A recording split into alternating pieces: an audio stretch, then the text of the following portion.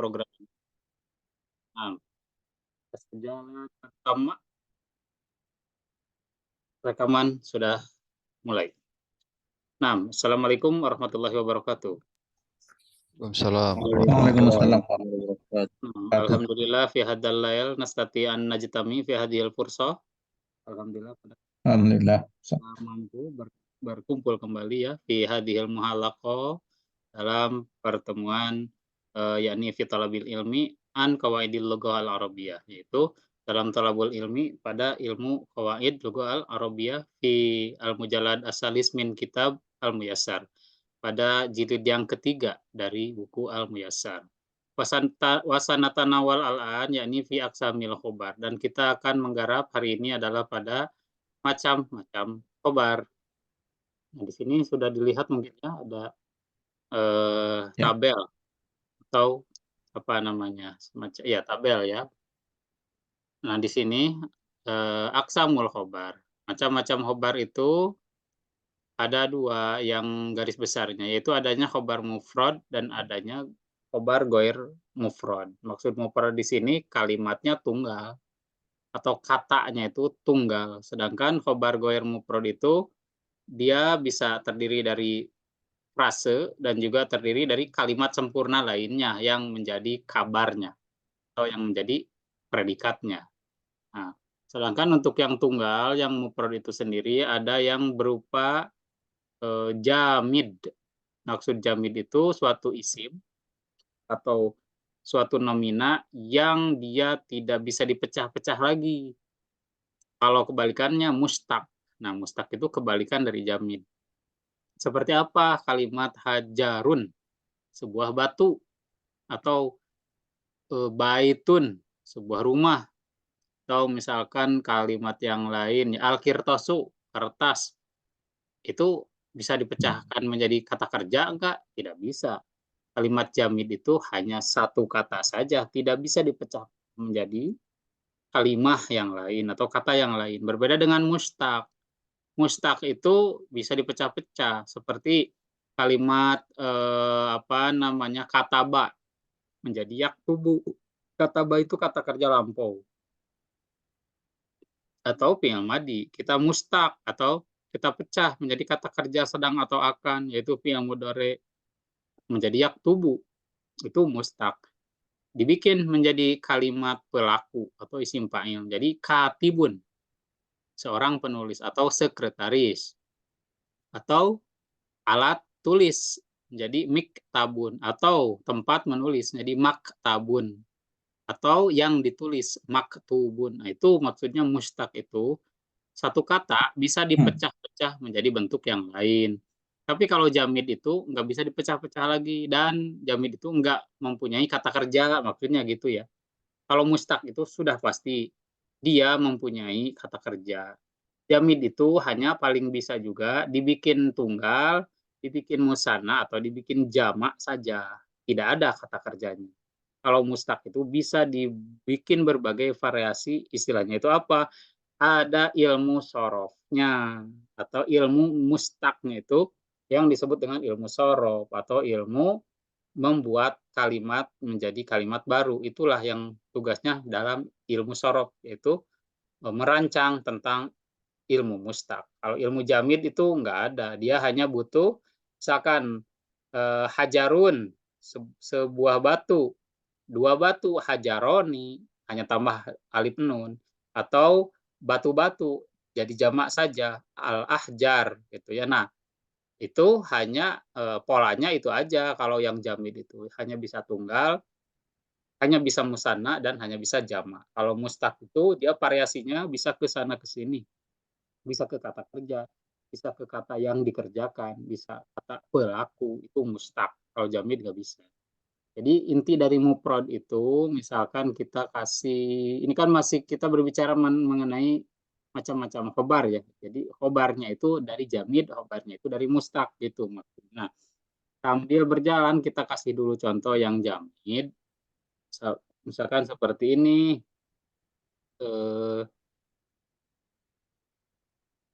Nanti kita lihat di bawah ada contoh mana ya? Oh iya. Nah, ini contohnya. Misalkan hada ini adalah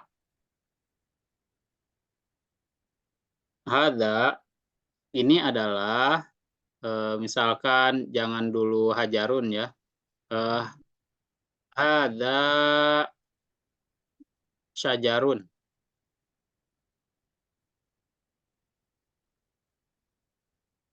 Ini adalah pohon, hada syajarun. Ini adalah sebuah pohon. Nah, pohon ini tidak bisa dipecah lagi menjadi yang memohon, yang dipohonkan nggak ada. Jadi syajarun itu jamid. Kalimat syajarun ya syajarun saja sebagai khobar. Ini mubtada'nya atau ini subjek, syajarun predikatnya. Kalau mustaq itu seperti tadi kataba, yaktubu, maktubun, uktub. Nah, atau misalkan muslimun juga adalah dari isim-isim mustaq ya. Misalkan huwa muslimun. Nah, kalimat muslimun ini dari isim mustaq. Kenapa? Karena ada aslama, yuslimu, islaman, muslimun, muslamun. Nah, yang disebut mustaq itu kalimatnya bisa dipecah yang ini. Nah, yang khobarnya ini bisa dipecah. Nah, ini predikatnya atau subjeknya atau mubtadanya adalah huwa. Nah, itu. Jadi khobar yang pertama adalah khobar tunggal. Jadi hanya satu kata, yaitu muslimun saja, tidak ada dua kata. Atau syajarun saja, hanya ada satu kata. Nah, ini adalah sebutnya khobar mufrad. Khobar yang satu kata tunggal yang bisa terdiri dari jamid atau mustaq. Nah, kalau khobar ghair mufrad adalah yang terdiri dari jumlah, yaitu bisa terdiri dari jumlah sempurna atau tidak sempurna, atau yang disebut dengan apa namanya at-tarkib atau prase. Yang jumlah, misalkan al-waladu anak lelaki itu, abuhu naimun. Nah, al-waladu di sini adalah mubtada atau subjek. Mubtada atau subjek. Nah, predikatnya terdiri dari mubtada dan khobar lagi. Gitu. Ini sebutnya dari jumlah. Dari khobar jumlah. Al-waladu abuhu naimun. Anak lelaki itu bapaknya sedang tidur. Nah, di sini dia karena khobarnya atau predikatnya itu dari jumlah sempurna yang terdiri dari subjek predikat lagi atau mubtada khobar lagi. Nah, ini yang disebut dengan khobar ghair mufrad yang terdiri dari jumlah yang sempurna. Ada juga yang jumlah tidak sempurna, sebutnya syibhu jumlah, atau dia itu masuk kategori apa namanya jar majrur atau zorob, keterangan syibhu jumlah itu. Contohnya misalkan dari guru itu sama di depan kelas. Nah, sama al-mudarrisu di sini adalah subjeknya atau mubtada atau mubtada. Nah, predikatnya yang ini. Tetapi predikatnya ini bukan kalimat sempurna. Dia hanya kata keterangan saja. Maka kata keterangan di sini bukan terdiri dari subjek predikat, tidak.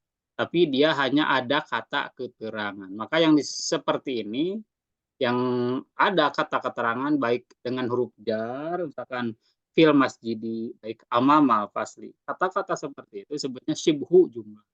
Yang menyerupai jumlah, tapi bukan jumlah beneran, atau yang dimaksud sebagai frase, ya, sebagai frase. Nah, itu jadi khobar yang terdiri dari ghair mufrad, atau ghair mufrad itu ada jumlahnya yang jumlah tamah terdiri dari mubtada khobar, ada juga yang ghair mufradnya syibhu jumlah atau kata keterangan. Nah, detailnya kita akan lihat di bawah ini. Wal khobarul mufradu, khobar mufrad itu sendiri, wa makana ghairu jumlatin, wa makana ghairu jumlatin, maaf, dia itu sebagai khobar kana. Wa makana ghairu jumlatin, wa in kana musannan au jam'an, yang bukan terdiri dari jumlah. wa ingkana musanan au jaman, walaupun tunggalnya itu berupa musanna atau jama. Jadi walaupun musanna atau jama, tapi kalau kalimatnya itu hanya satu, tetap dia dianggap sebagai khobar mufrad gitu. Walaupun jama, walaupun musanna. Nah ini contohnya. Al mujtahidu mahbubun, seorang yang bersungguh-sungguh itu mahbubun, disukai atau dicintai. Nah, di sini kan al mujtahidu tunggal, mahbubun juga tunggal. Nah, kalimat yang selanjutnya contohnya al mujtahidani mahbubani. Kedua orang yang bersungguh-sungguh itu mahbubani, kedua-duanya dicintai atau disukai. Nah, di sini al mujtahidani mubtada. Mahbubani adalah khobarnya. Walaupun mubtada dan khobarnya itu terdiri dari musanna kedua-duanya, tetapi karena khobarnya hanya satu kata, mahbubani, walaupun musanna, tetap saja dia dianggap sebagai khobar mufrad, khobar tunggal. Kemudian yang dari jama, khobar tunggalnya, al mujtahiduna mahbubuna.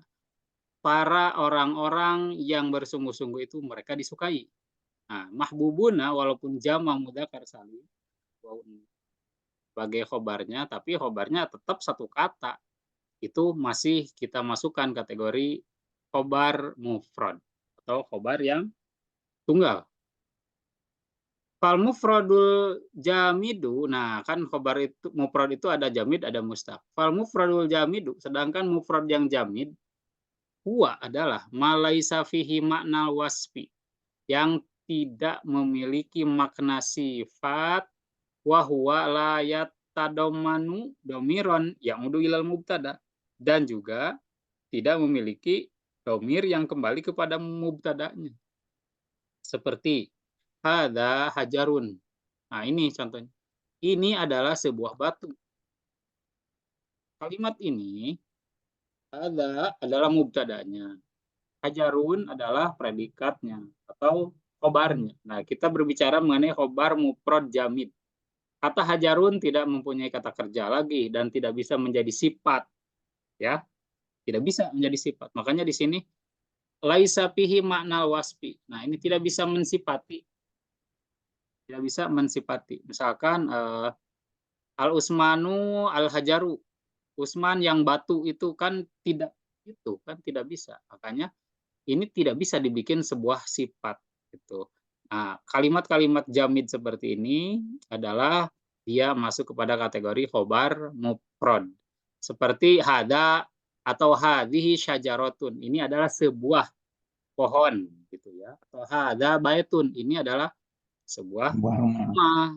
Nah, itu baitun tidak mempunyai kata kerja, itu yang disebut jamid, dan juga tidak bisa dibuat sebagai sifat. Jadi jamid itu di sini kategori secara definisinya malaisa fihi makna wasfi, yang tidak mempunyai makna sifat, wala yatadomanu domiron, dan tidak mengandung unsur domir. Seperti hajarun, apa domirnya? Apa kata ganti orang di dalamnya? Ada nggak pelaku di dalam hajar? Kan tidak ada. Hajarun ini tidak mempunyai pelakunya. Tidak. Berbeda dengan mustaq. Nah, yang akan kita baca sekarang.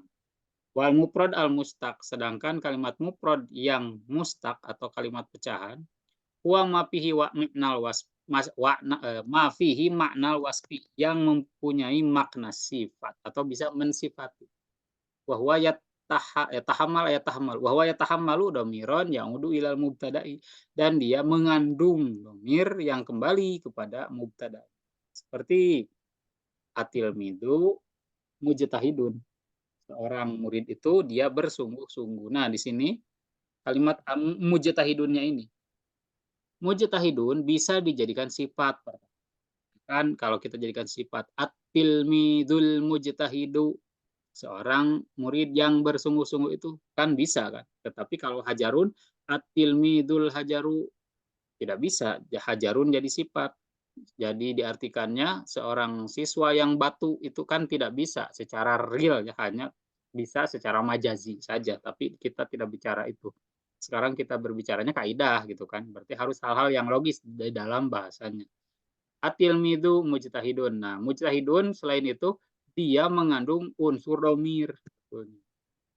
ada unsur domir di dalam mujtahidun. Kenapa ada unsur domir di dalam isim mujtahidun? Nah, di sini kita kembali lagi kepada kaidah bahwa setiap isim mustaq, baik isim fa'il ataupun isim maf'ul, dia terkadang memang mempunyai domir yang kembali. Jadi ketika kalimat mujtahidun itu sama maknanya dengan ijtahada atau yajtahidu, itu semakna. Sehingga kalimat mujtahidun itu dia boleh memiliki fa'il kan, bahkan mujtahidun pun dia boleh mempunyai maf'ul. Kenapa? Karena setiap isim mustaq itu dia terkadang boleh mengganti kata kerjanya. Itu maksudnya. Kalimat-kalimat mustaq itu seringkali dan memang dia akan mempunyai domir sebetulnya. Ya, walaupun kok ini isim, masa isim punya domir? Kan fi'il yang punya domir. Nah, di sini isimnya berbeda.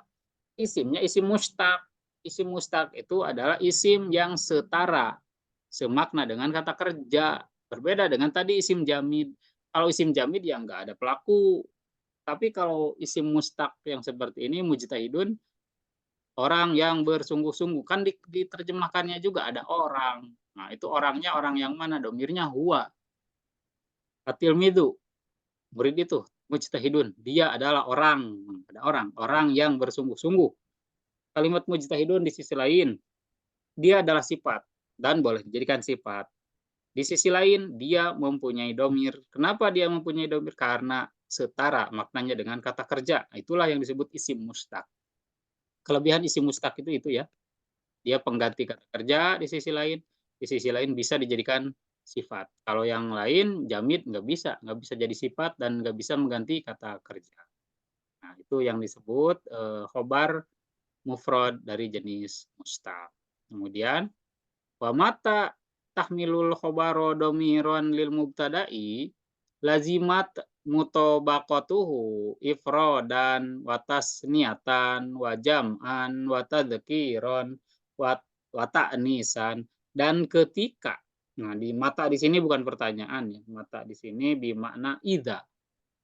Mata di sini bermakna idza. Dan ketika khobar itu membawa domir untuk mubtada'nya, lazimat mutobaqatuhu, harus sesuai. Lazimat itu harus, mutobaqatuhu kesesuaiannya, iprodan kepada mufradnya, watasniatan baik musannanya, jam'an atau jamaknya, watazkiron wata'nisan baik muzakkar atau muannasnya atau laki-laki perempuannya.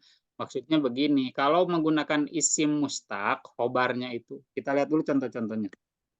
Aliyun mujtahidun, atilmidani mujtahidani, at-talamidu mujtahiduna. Nah, di sini kan ada mubtada. Kasih garis dulu ya, mubtadanya mana saja. Nah, mubtadanya pertama aliyun, yang di bawah yang musanna atilmidani, yang kedua at-talamidu itu kan jamak.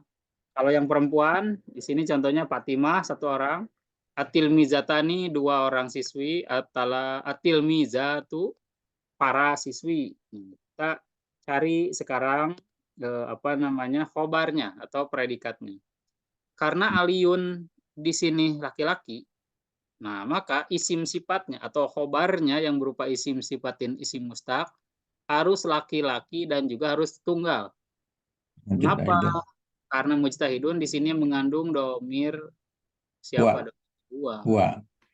Karena mujtahidun walaupun dia isim tapi setara dengan fi'il. Gitu. Mengandung domir. Domir huwa. Kalau yang dua pelajar laki-laki, atilmidani mujtahidani, di dalam kalimat mujtahidani dia mengandung unsur domir. Domir apa dalam mujtahidani? Huma. Dua orang laki-laki. Nah, kalau yang jamak laki-laki, at-talamidu, para murid laki-laki itu mujtahiduna, mereka semua orang-orang yang bersungguh-sungguh. Di dalam kalimat khobar mufrad mustaq yang dari kalimat mujtahiduna, ada domir apa pada mujtahiduna? Di sini ya. Nah, itu domir itu kenapa? Karena semua isim mustaq itu setara dengan kata kerjanya, setara dengan fiilnya, sehingga setiap isim mustaq boleh memiliki domirnya yang kembali kepada mubtadanya yang sesuai maksudnya. yang sesuai dengan mubtada. Kemudian yang perempuannya, Fatimatu. Fatimah itu mujtahidatun, dia perempuan yang bersungguh-sungguh. Nah, kalimat mujtahidatun, perempuan seorang domirnya apa? Fatimah domirnya Iya. Ya. domirnya hiya ya. Jadi Iya. Fatimah di sana mubtada atau subjek. Mujtahidun adalah khobar atau predikat. Nah, predikat yang ini terdiri dari isim mustaq. Mujtahidatun. Isim mustaqnya harus sesuai dengan subjeknya gitu maksudnya. Jadi gunakan domir hiya karena hiyanya adalah ke Fatimah tadi. Kemudian atilmi zatani, ini kan dua orang siswi. Tuh. Dua orang siswi, Iya. maka gunakan juga khobarnya yang sama domirnya, yaitu atilmi zatani domirnya apa kira-kira? Huma. Huma ya untuk perempuan. Gunakan khobarnya juga yang berdomir huma. Mujtahidatani, di sini domirnya juga adalah Sama.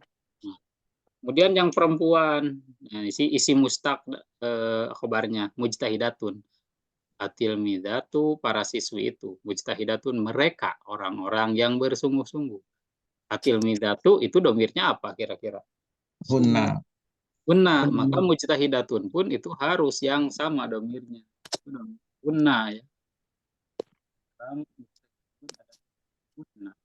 Nah ini maksudnya.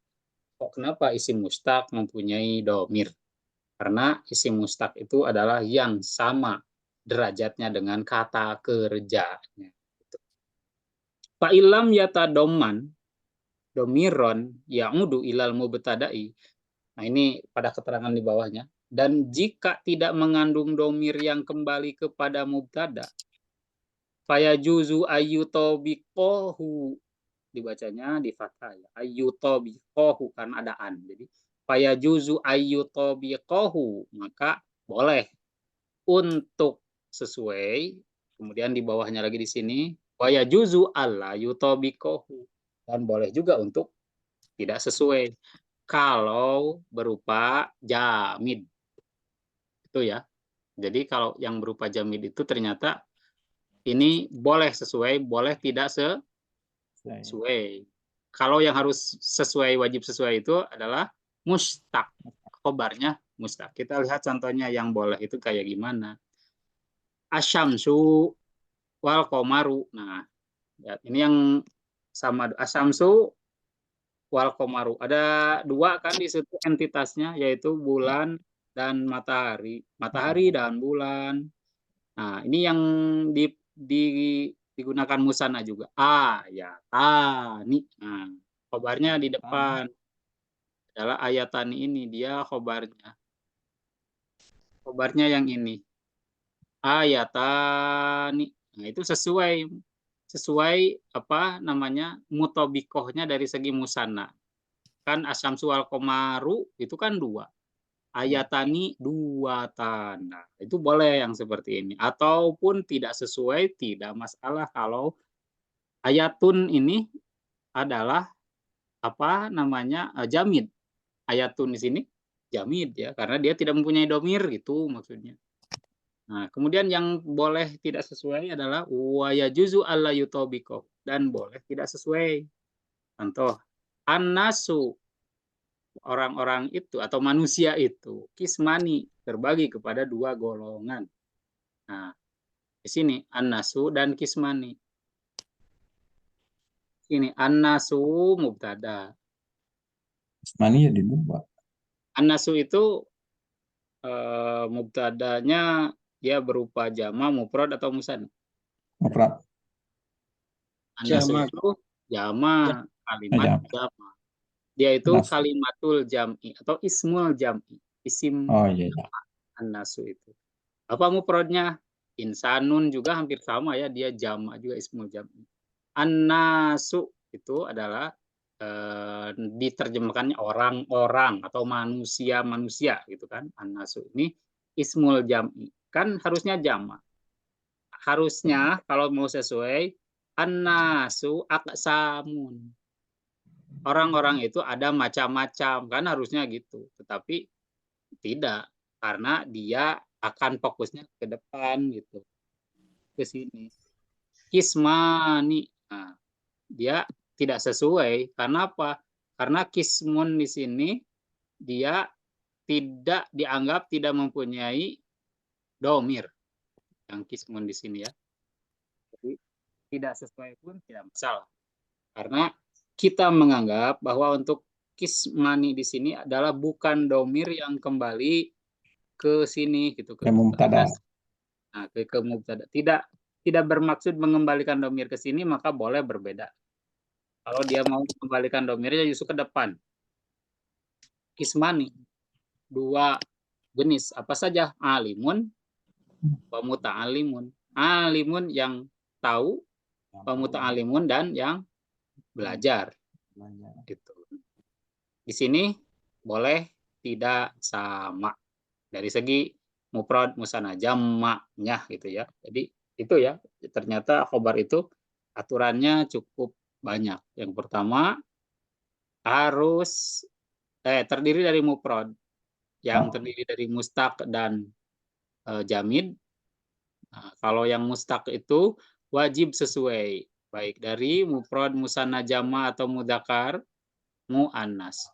Sedangkan kalau yang domirnya tidak maksud dikembalikan kepada mubtada, maka dia boleh sesuai, boleh juga tidak sesuai. Ataupun menggunakan isim jamid, boleh sesuai, boleh juga tidak sesuai. Yang wajib sesuai hanya satu aja, isim mustaq dalam khobar itu. Gitu ya. Nah, sekarang kita sedikit masuk ke ini, ke khobar jumlah. Al-khobarul jumlah tuh. Nah, tadi kan ini masih di khobar-khobar mufrad ya, yang ini. Sekarang khobar jumlah, al-khobarul jumlah tuh, khobar jumlah itu. Makana jumlatan fi'liyatan awis miyatan. Yang merupakan jumlah fi'liyah ataupun jumlah ismiyah. Kita lihat, apa itu jumlah fi'liyah dan jumlah ismiyah khobarnya. Ingat, kita masih bicara tentang khobar atau predikat. Ini urusannya predikat, karena yang subjek kita sudah pada dahulu-dahulu ya.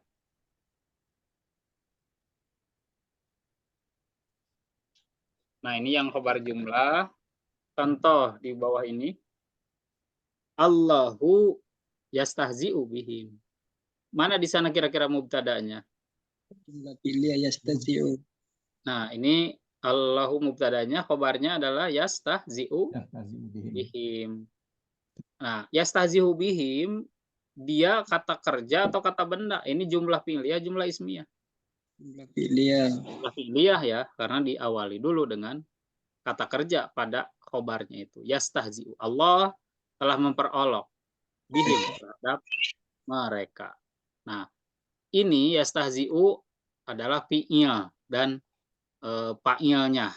Fa'ilnya domir huwa, ya'udu ila Allah, yang kembali kepada lafzul jalalah.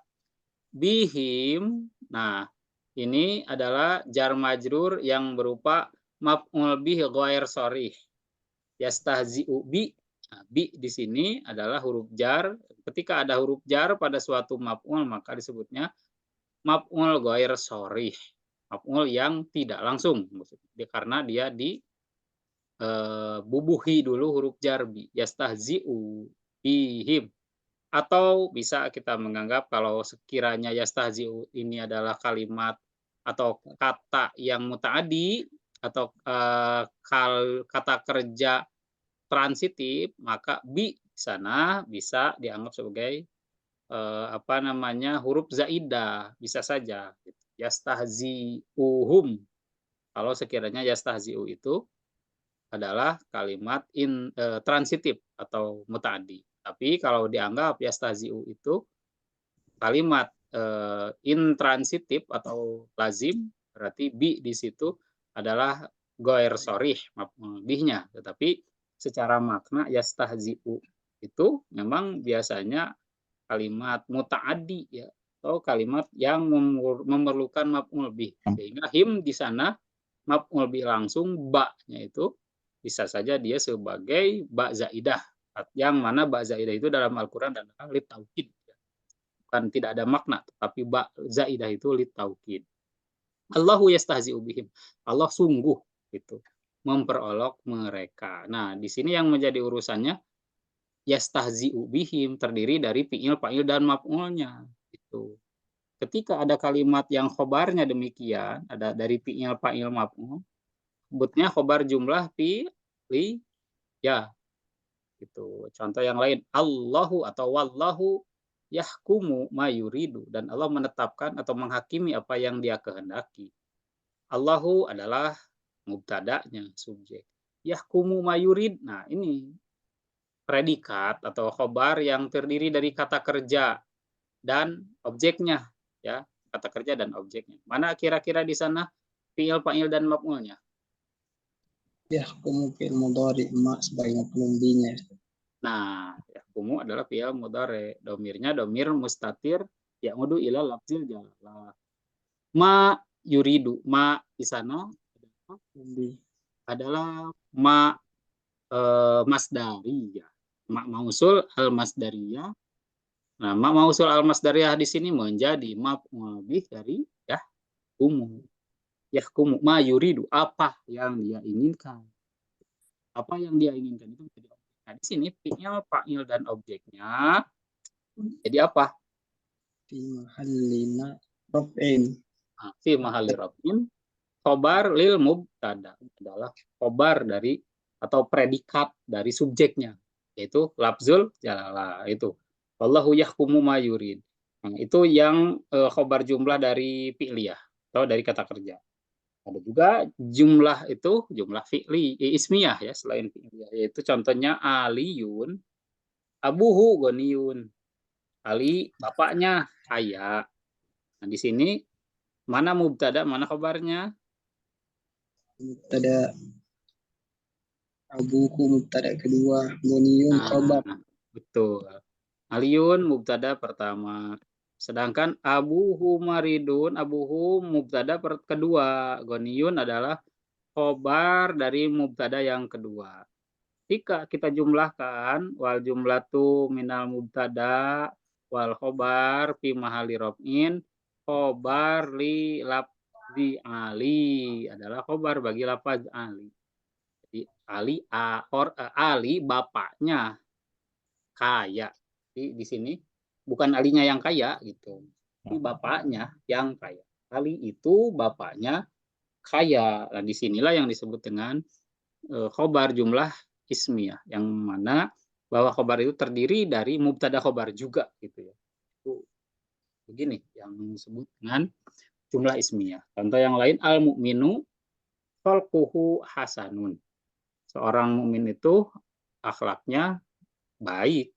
Mana di sini mubtada dan mana di sini khobarnya? Mubtada al-mu'minu. Betul, al-mu'minu mubtada atau subjek. Kemudian predikatnya manakah? Jumlah khulquhu hasanun merupakan khobar dari ini lil mu'min. Nah, Al-mu'min. hasanun, khalquhu hasanun secara jumlah dia adalah khobar. Khobar al-mu'min. Jumlah itu khalquhu hasanun yang terdiri khalqunya sebagai mubtada, hasanun sebagai khobar. Mubtada dan khobar ini dijumlahkan ke mahali rof'in adalah mubtada bagi al-mu'min. Nah, gitu ya. Secara tatanannya berarti sudah ternyata al-mu'minu mubtada. Kemudian mubtada-nya adalah khalquhu hasanun, khalquhu mubtada, hasanun adalah khobar bagi khalquhu.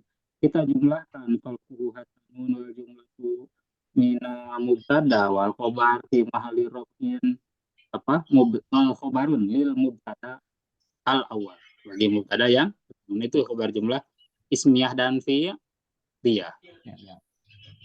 Sedikit lagi, wa yustaratu fil jumlatil waqi'ati, dan diharuskan atau disyaratkan fil jumlatil waqi'ati pada jumlah yang dikenai khobar, fil jumlatil waqi'ati khobaron yang dikenai khobar antakuna mustamilatan ala robiton yar butuha bil mubtada. Nah, di sini kita sedikit masuknya kepada syibhu jumlah itu ada yang disebut robit. Nah, ini sedikit unik ya bagi yang mungkin mulai belajar tentang muta'alaq dan robit. Apa itu muta'alaq dan robit? Kita baca dulu saja ke bawah, ya akan saya jelaskan. Nah, di sini urusan robit dan syibhu jumlah seperti ini adalah yang memang menjadi judul tesis saya ya, penelitian robit dan muta'alaq pada keseluruhan Al-Qur'an dari zorobnya. Jadi begini kalau saya jelaskan bahwa kalimat itu ada kalimat utama, ada kalimat tidak utama gitu. Bahwa kalimat utama itu adalah hanya dua. Kalau bukan mubtada khobar sudah pasti fi'il dan fa'il. Selain itu, selain mubtada khobar dan fi'il dan fa'il, maka semuanya sebutnya pelengkap. Kalau bahasa Arab disebutnya itu umdah. Umdah itu adalah kalimat inti. Ya, kalimat inti itu umdah itu hanya ada mubtada khobar dan juga fi'il fa'il. Itu umdah. Selain itu adalah fudlah. Fudlah itu apa? Pelengkap lah, sebut saja pelengkap atau jumlah tidak inti. Nah, di sini sedangkan yang mempunyai robit atau robit ada dua istilah. Pertama ada robit, ada muta'alaq. Nah, untuk robit dan muta'alaq ini adalah yang berurusan dengan ini. Pertama zorob dan juga jar majrur.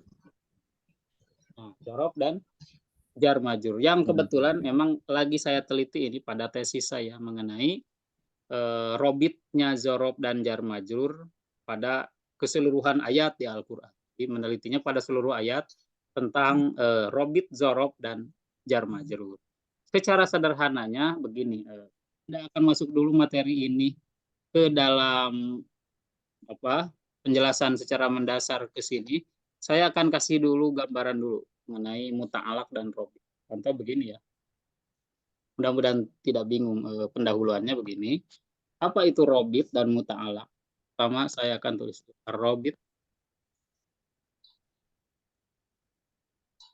atau yang disebut al-muta'alaq. Belajar Ustaz yang Kelihatan kan presentasinya? Mohon maaf takutnya nggak kelihatan. Kelihatan, Ustaz. Oh iya ya. Nah, sekarang kita akan masuknya ke materi ini dulu ya. Ini untuk kita memahami yang akan dibahas minggu depan saja, ngebahas yang materi itunya. Kita masuk dulu ke sini ke robit muta'alaqnya sebagai pendahulu. Misalkan di dalam bahasa Indonesia, misalkan saya kasih contoh, ibu di dapur. Ibu di dapur. Nah, untuk kalimat ini di dalam bahasa Arab itu secara hakiki tidak benar. Secara hakiki tidak benar. Ibu di dapur. Sebetulnya secara asli bukan seperti ini atau kita kasih bahasa Arab. Al-ummu misalkan ya. Al-ummu ibu fil matbahi.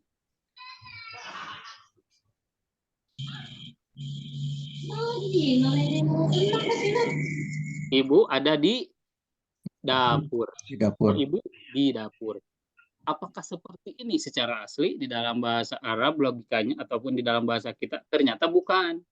Ini hanya bahasa sederhananya.